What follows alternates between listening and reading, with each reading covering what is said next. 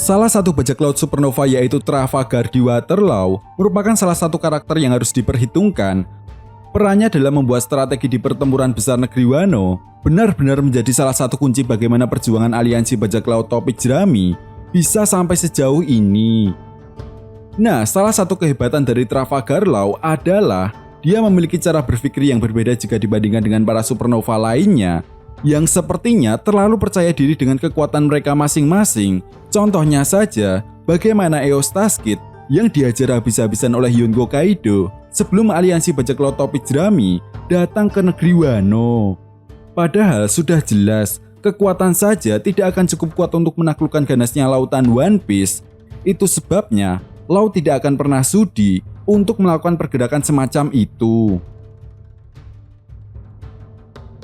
Hal ini sudah jelas apa yang dilakukan oleh Law pada manga One Piece chapter 667.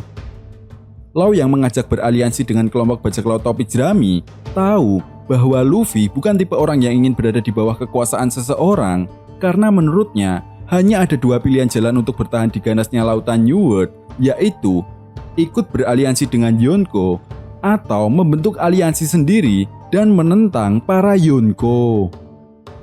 Dan di chapter ini juga, sadar atau tidak, sebenarnya Law sudah mempersiapkan apa yang terjadi saat ini di pertempuran negeri Wano. Law tahu, Pang Hazard merupakan sebuah pulau yang mampu mengacaukan lautan New World. Jelas, hal itu karena ada Set, sebuah bahan kimia yang menjadi komposisi utama untuk membuat buah iblis tiruan yaitu Smile. Dan dari sini sudah jelas, dari 11 supernova, hanya Trafalgar di Waterloo saja yang memiliki strategi yang sangat hebat untuk menjatuhkan Yonko Kaido.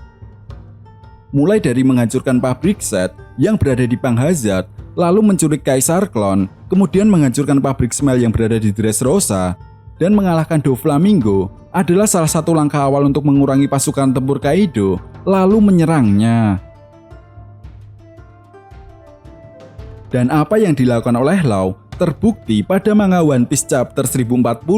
Law dan Kid berhasil mengalahkan Yonko Big Mom, dan hanya tinggal tersisa satu Yonko saja yang masih menjadi PR besar bagi aliansi bajak laut Topi Jerami untuk segera memenangkan pertempuran di negeri Wano.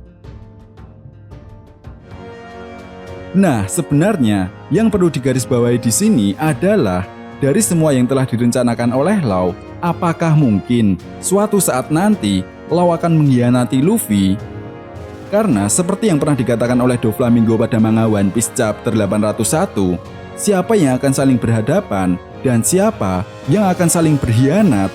Jelas hal ini bisa menjadi sebuah bukti nyata bahwa gelar Raja Bajak Laut hanya untuk satu orang.